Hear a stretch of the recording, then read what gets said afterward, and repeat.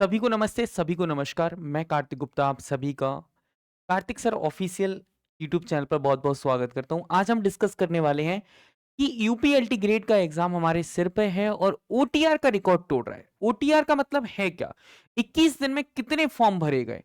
In form का क्या impact हमारे एग्जाम पर पड़ने वाला है? ये छोटी-छोटी बातों को लेकर आज हम इस सेशन में रूबरू हो रहे हैं।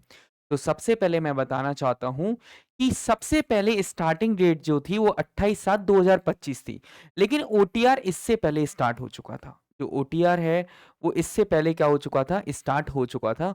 तो इसका मतलब सीधा सीधा इंपैक्ट इस बात पर पड़ता है कि ओटीआर 15 दिन पहले स्टार्ट हुआ, तो यदि हम बात करें कि 6 तारीख तक कितने फॉर्म भरे गए और इसकी जो अंतिम तिथि है वो है 28 अगस्त। ओके, तो आइए जानते हैं। 21 दिन में 4 लाख फॉर्म, 4 लाख जो हैं वो ओटीआर जो रजिस्ट्रेशन किए गए, क्या किए गए? 4 लाख ओटीआर रजिस्ट्रेशन किए गए। 4 लाख ओटीआर रजिस्ट्रेशन किए गए। सर ये इंफॉर्मेशन तो हमारे पास है। एक्चुअल में इसका इम्पैक्ट क्या पड़ेगा? क्या हमारे लिए कोई चीजें आसान होने वाली हैं, टफ होने वाली हैं? हम बात कर लेते हैं 28 तारीख इसकी जो है वो अंतिम तारीख है। यदि 28 तारीख इसकी अंतिम तारीख है तो हमारे पास थोड़ी सी चीजों के लिए क्या होगा, हमें थोड़ी सी चीजें और समझनी होंगी। 28 तारीख तक ये फॉर्म भरने हैं, तो 28 तारीख तक अप्रोक्सीमेटली हम मान के चल रहे हैं जस्ट डबल टाइम है, 8 लाख फॉर्म भरे जाएंगे। 8 लाख फॉर्म तो हम कम से कम बता रहे हैं, कम से कम 8 लाख फॉर्म, इससे ज्यादा भी हो सकते हैं, लेकिन कम से कम 8 लाख फॉर्म तो भरे जाएंगे। इसका मतलब क्या हुआ सर? 28 अगस्त तक अप्रोक्सीमेटली 8 लाख फॉर्म भरे जाएंगे। इसका मतलब क्या हुआ? टोटल पोस्ट कितनी है? 7466 टोटल पोस्ट है। ये क्या है सर? आपकी टोटल पोस्ट है। जितनी भी टोटल पोस्ट हैं वो कितनी है? 7466। इसमें यदि हम बात करें तो मेल के लिए 4860 है और फीमेल के लिए 2525 है, मतलब 2525 है। इसके बाद यदि हम बात करते हैं, यदि हम बात करें तो सर एक सीट पर कितने कैंडिडेट से पंगा हो सकता है, मतलब एक सीट पर कितने कैंडिडेट, यदि तुम्हें सिलेक्शन यदि एग्जाम में लेना है तो आपको कितने कंपटीशन लोगों से लड़ना होगा। तो यदि हम बात करते हैं यहां पर तो कंपटीशन की बात करेंगे, यदि सीट एक है तो 107 कैंडिडेट्स हैं। कितने? मतलब एक सीट बराबर 107 कैंडिडेट्स हैं। भैया 107 स्टूडेंट्स खड़े हुए हैं।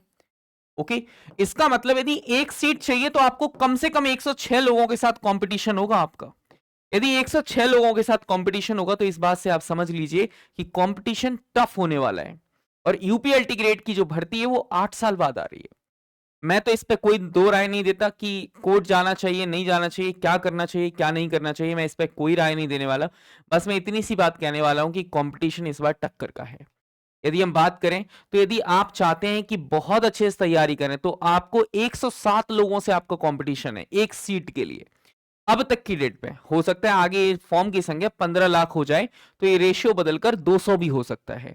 यदि 25 लाख फॉर्म भर जाए तो ये रेशियो 300 पार भी कर सकता है कि एक सीट पर आपको 300 लोगों से लड़ना है। ठीक है, एक एक सीट के लिए 300 लोग एग्जाम दे रहे हैं, उनमें से आपको बेस्ट परफॉर्मर बनना है। तो यदि आप भी यदि बेस्ट परफॉर्मर बनना चाहते हो तो जुड़े रहिए आप यूट्यूब चैनल के साथ। यदि आपका सब्जेक्ट इंग्लिश है और यदि आप इंग्लिश में बेहतरीन करना चाहते हैं, English grammar, English vocabulary, English literature को यदि आप बेहतरीन तरीके से समझना चाहते हैं तो आप आज ही ज्वाइन करें English with Kartik sir application को एंड टेलीग्राम चैनल को। लिंक दोनों की डिस्क्रिप्शन बॉक्स में। यहां पर आपको डिफरेंट डिफरेंट क्विजेस मिलेंगे जो कि आपके एग्जाम के लिए बहुत ही फायदेमंद होने वाले हैं। Thank you so much. बाकी रूबरू होंगे नेक्स्ट सेशन में। जब तक के लिए आप हंसते रहें, मुस्कुराते रहें, खुश रहें।